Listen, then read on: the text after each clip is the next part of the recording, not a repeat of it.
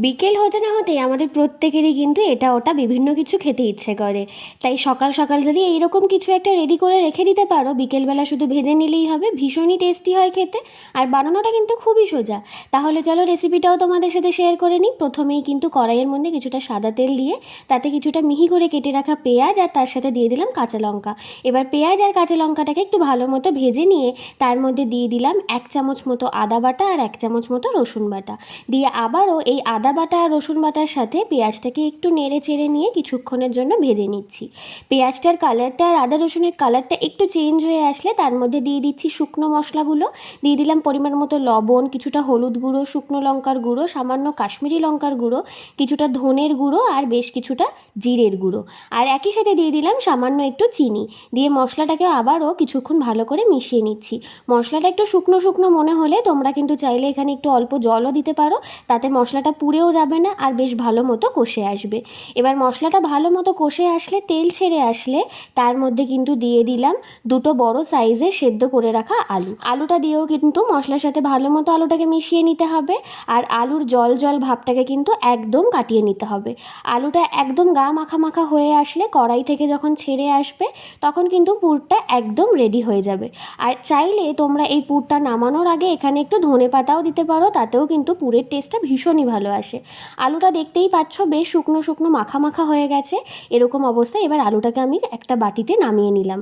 এবার একই সাথে নিয়ে নিলাম, দেখো এখানে বেশ কয়েকটা সেদ্ধ করে রাখা ডিমটাকে এবার আমি মাঝখান থেকে ঠিক এইভাবে কেটে নিচ্ছি।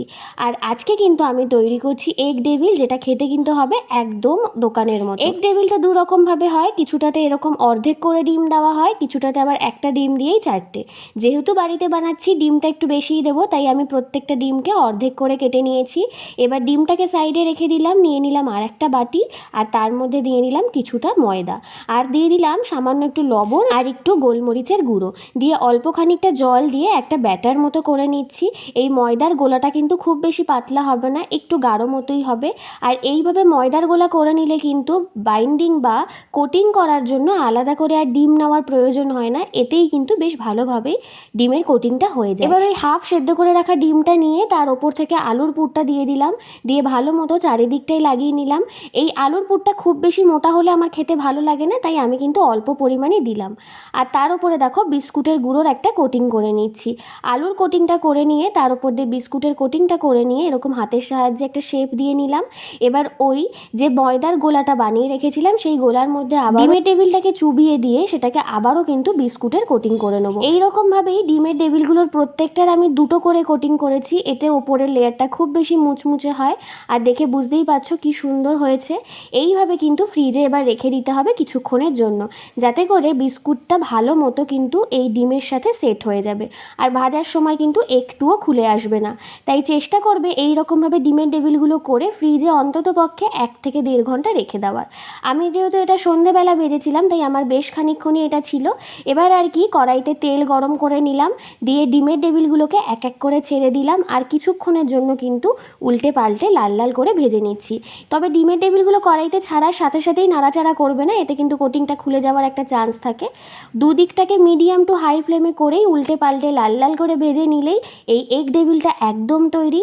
আমি তো পেঁয়াজ আর একটু বিট লবণ দিয়ে সার্ভ করেছিলাম, আর খাওয়ার সময় একটু কাসুন্দিও তোমরা দিতে পারো, যেটা কিন্তু খেতে দুর্দান্ত লাগে। এইভাবে ডিমের ডেভিল কিন্তু বাড়িতে অবশ্যই একবার ট্রাই করে দেখতে পারো, একদম দোকানের মতো হয়, কেউ কিন্তু খেয়ে বুঝতেই পারবে না এটা বাড়িতে তৈরি করা। ভীষণই ইজি একটা রেসিপি। আজকের ভিডিওটা তাহলে এই পর্যন্তই। ভালো লাগলে একটা লাইক করে দিও, চ্যানেলটাকে অবশ্যই সাবস্ক্রাইব করে দিও।